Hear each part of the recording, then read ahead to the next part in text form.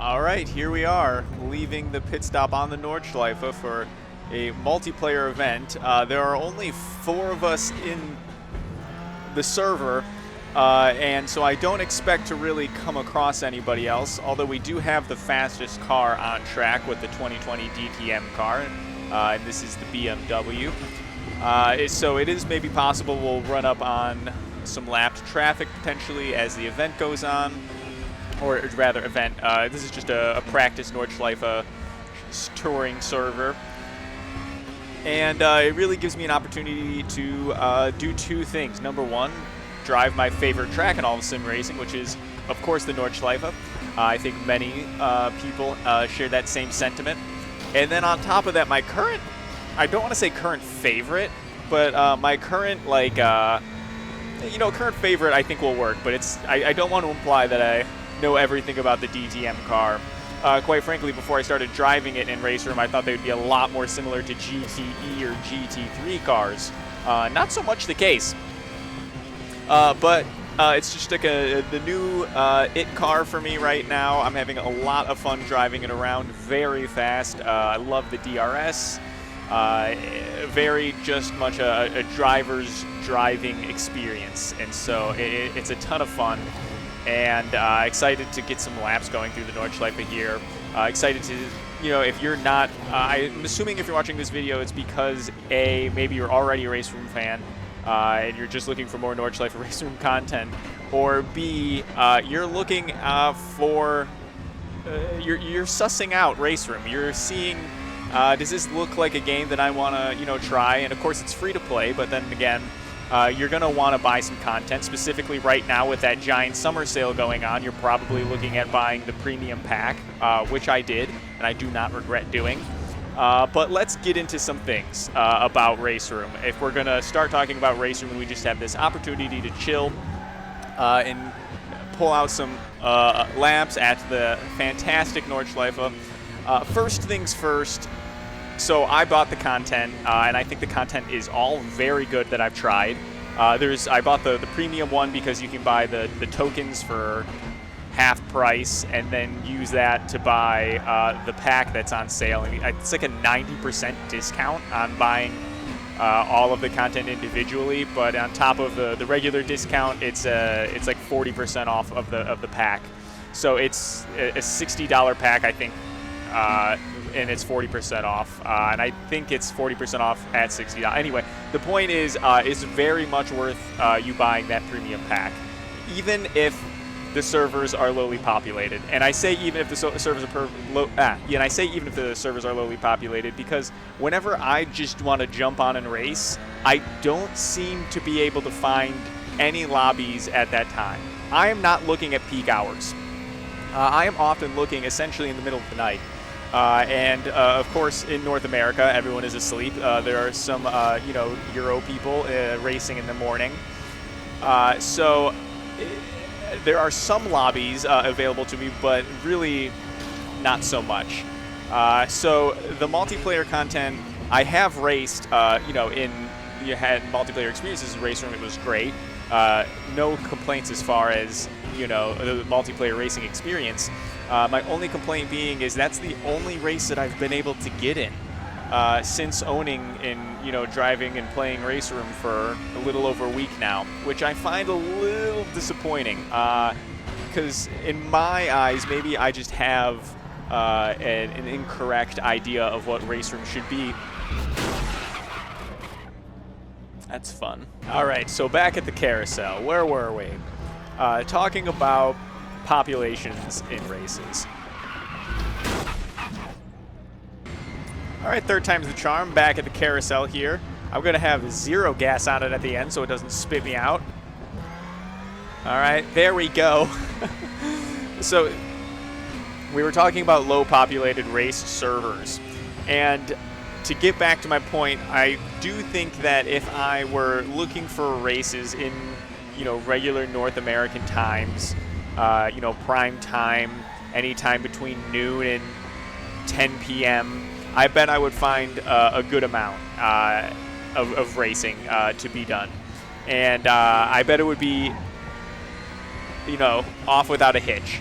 but unfortunately, every time that I've gone to look for a race, it's been later. It's been the opposite kinds of those times. It's been, usually midnight or later that I'll come in and look for a race. And so I haven't found anything, even right. That's a lot of sand. And hit the fucking wall again. All right, we're just going to keep rolling. We're going to keep rolling with this. And we will talk about the force feedback system next, because that's all I want to talk about after these mistakes that have been made. So it's hard to fault RaceRoom itself for not having more populated servers. I mean, it's not that there aren't enough servers, it's just that there's not enough players. So getting to my point, just to tie it in with the premium content pack, even if if the intention that you have is that you're going to be doing a lot of multiplayer racing in RaceRoom, just know that, yeah, maybe, or also, you're not going to find what you're looking for, but you will have a ton of awesome content. And in addition to that, the AI is actually pretty decent. And so you still have access to all of that awesome content, and you can really kind of, customize exactly what kind of events that you're going for. Let's open the DRS up here. Let's see how this long straight. Let's see what we get up to. Do I have my boost on? Yep, and my push to pass running at the same time. Let's see how fast we can get. 170, push to pass is over. 173. 172. It looks like it maxes out at 173. But, so moving on now to the force feedback. I don't know what RaceRoom was like before their force feedback update. I imagine, I forgot I had DRS still open. That's why I was getting shaky.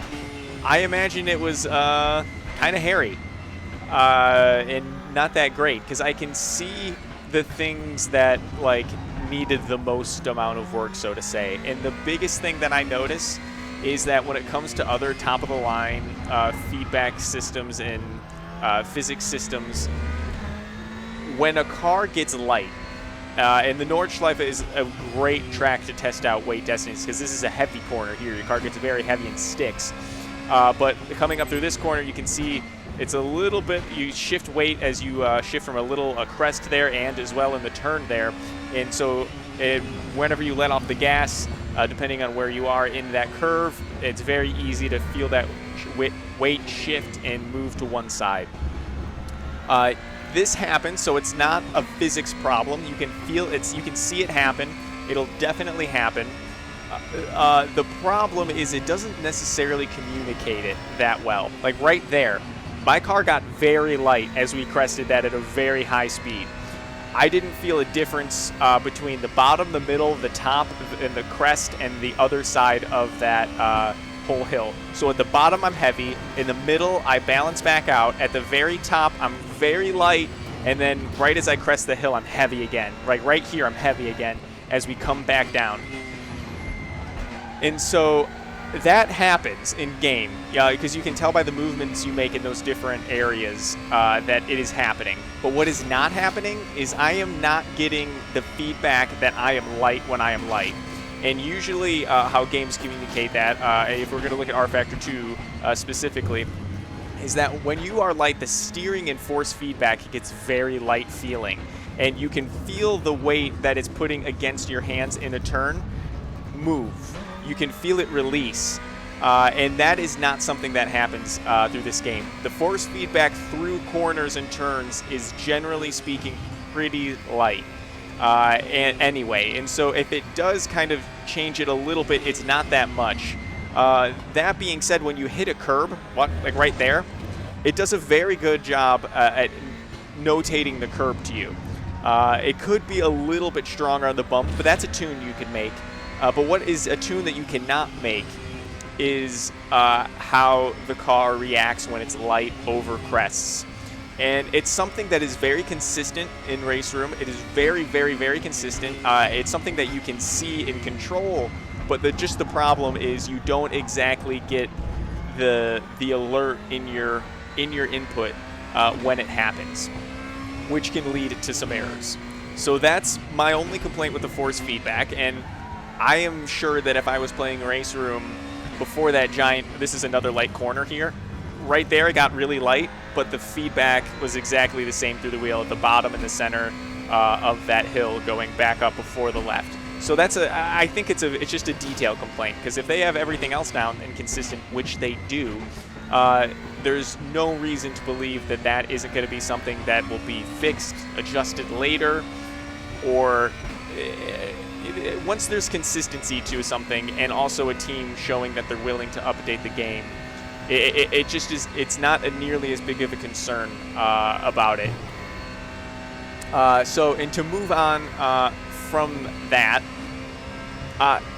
this is a solid racing experience. I haven't put a ton of tests to it in terms of intense on-the-limit racing, but it has a level of immersion, and it has a level of great consistency, and as well, number 3, a fantastic combination of cars and tracks. There is a little bit of fishiness, not fishiness, but just you don't exactly get 100% of what you're looking for in every single car in class, but you can tell that is because of licensing issues. It's not for a lack of trying, so to say. It's a very fantastic detailed simulator, and I do recommend that you check it out. I went with the free version, and then when the coins went on, the currency, whatever we're calling it, for RaceRoom went on sale, I did buy the premium track combo. But let's, for the rest of this lap of the Nordschleife, really try to push the car to the limit, and I'll let you know what I think are strengths and weaknesses as we fly by here. First weakness right there is exactly what I was talking about. I went over that crest, and the car did not communicate that it was light to me. I should have known that because we were going through a crest, but it didn't get communicated. Same thing right there. So that's a huge problem in my eyes. It's not communicating when cars get light. Now, we're on the Nordschleife, we're on a multiplayer server. It's way more than possible that this is a ginormous track, and there's already so much detail on it, but you're not going to get every single piece of detail. So I do see that. I could see that easily. But also, if you've noticed, we've been racing on this for, of course it literally hiccuped right there as I'm about to say this. We've been racing on this now for a solid amount of time in a multiplayer server, and I think it's in Europe. And if you've noticed, we've had a very consistent, reliable connection to the game. We had one stutter, and it just happened as I was bringing this up. And so that's a huge positive for what is, let's remember, a free-to-play game. I do have a little bit of, as you saw, problem with actually putting my car on the limit because I feel like I'm not getting the communication that I expect or maybe am used to with other sims. And that elevation complaint that I have, it works laterally in terms of off-cambered corners. You can feel that difference laterally. But when it comes to those vertical elevation changes, not at all. When it comes to those vertical elevation changes, it's just, it's really not showing me when the car is at its most light until the game shows me with its physics. So a bit of a disappointment on that one front, because I feel like that will hold me back from specifically diving into RaceRoom as a detailed racing experience. I still think, R Factor 2 and no DRS. I still think that R Factor 2 and iRacing will be probably the multiplayer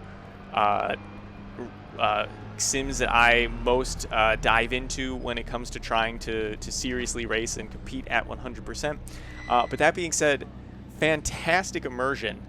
You cannot credit it or knock it there. Fantastic content. I just need one or two more changes for this to be a top of the line sim for me. And by top of the line, I literally mean it would have everything if those couple force feedback tweaks were changed. And I imagine they're going to be. We're just sitting at, the beginning of a reworked force feedback system, which to me shows that they're more than willing to make changes to make this better, make this sim better. But anyway, thank you guys for watching. I do appreciate it. Let me know what you guys think, especially the more seasoned RaceRoom veterans out there. I'm definitely curious to hear what you guys have to say. I want to know where I'm wrong. I want to know where you guys agree and what things I missed. So thank you guys for watching. If you made it this far, if you could leave a like, means a lot, and to me as well as the algorithm. But we'll see you in the next one.